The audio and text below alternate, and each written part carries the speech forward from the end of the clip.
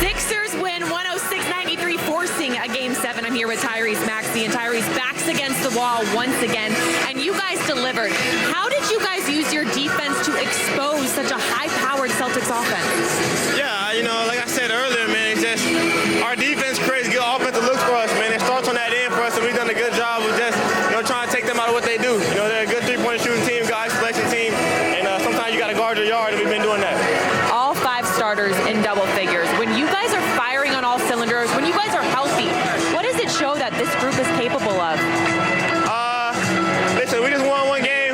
We got another game, I don't know, in a couple days, but like I said, this group's some fighters, man. We done been through a lot this year, man. It's been, crazy year, but everybody has persevered, man. Paul coming back, Joel coming back from his injuries, and everybody, 1 through however many we got, 17, has really fought their tails off to get here. So, our fans deserve this win, man. Like I said it after the last game. We owed our fans this. That was my 2-part question for you, just what you have thought about your fans and how they have showed up for you time and time again. And now you guys have forced a Game 7 in Boston. How confident are you feeling as you head to Boston? Yeah, our fans were amazing. And, we got to go pack our defense. We got to go out there and fight our tails off, man. We got to fight like hell, man. It's going to be a dog fight, and it's going to be fun. Tyrese, thank you so much. Congrats on the win. Thank you.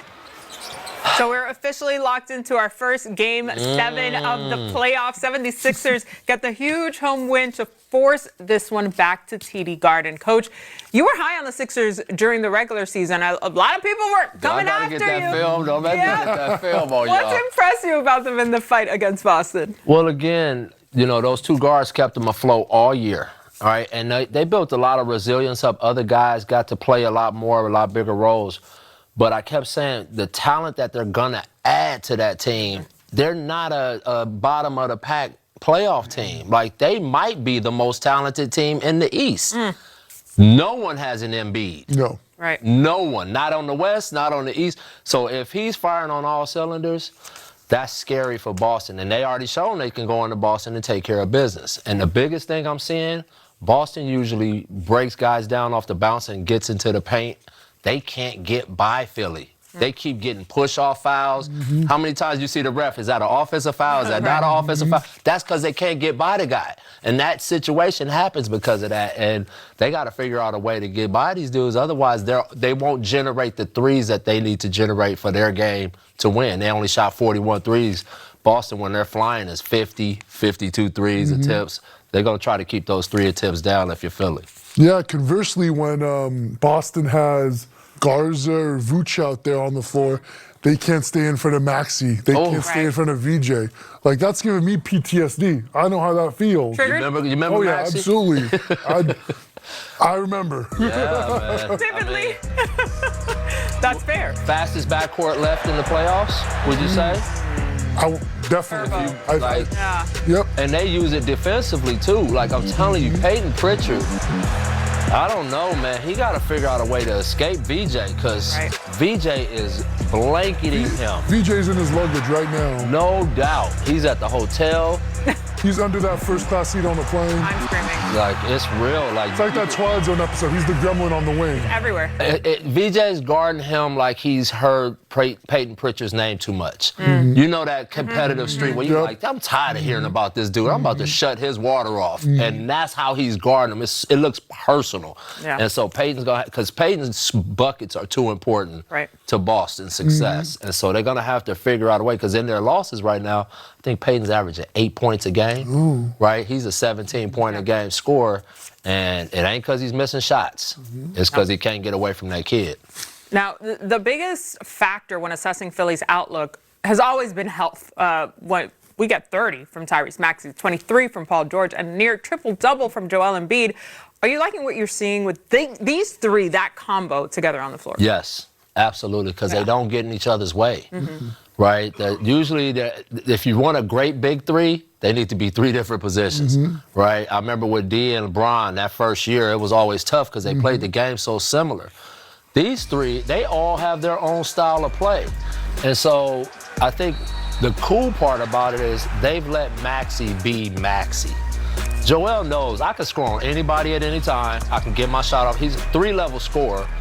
and he can eat off of Maxey and Paul George. He doesn't have to put forth a great effort because he's getting throwbacks. How many times we just watch it? He's getting just throwback passes, bucket. But he's the luxury that Coach Nurse has when it gets tight. When they started coming back, post up Joel. Right? He got away from the pick and rolls. He said, let's just and they have that weapon, which I don't know a lot of teams have. I think New York has it with Karl Anthony Towns, but not a lot of other teams have that kind of weapon. That three-point shooter and post-up guy. I remember just watching a distinct play backstage where Philly threw the ball into Embiid, and Boston sent 3 guys. You know, they wanted to make sure he wasn't going to score. And it sowed that confusion. Like, they were like, who's going to back off? Who's going to, you know, stay in the double team? But there aren't guys like that in the NBA. Not in this day and age. No, that's why I said it. I kept saying it all year. Like, I put that asterisk next to him, and I know people got sick of hearing me say it. The East kept doing this. Yeah. New York was up, New York was down. Boston's up, Boston's down. It was just no one was taking the East. But Philly kept sitting there at 6 and 7 because of Maxey and Edgecombe and just grinding, 76, grinding. 6 and 7. There you go.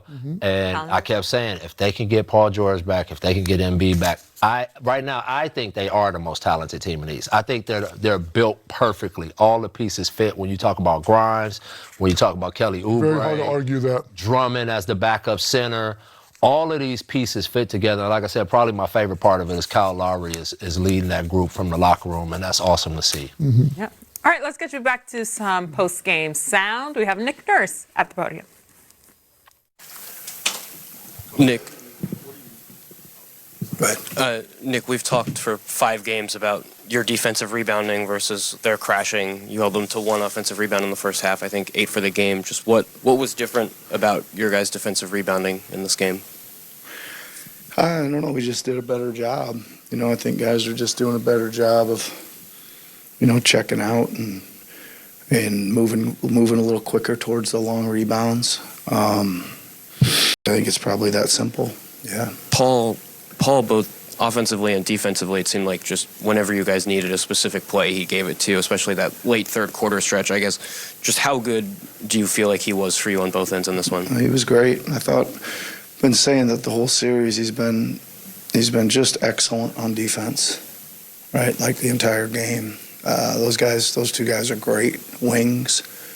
And he's got to battle them every possession, and he is battling. I mean, they're scoring, but he's making them really work for it.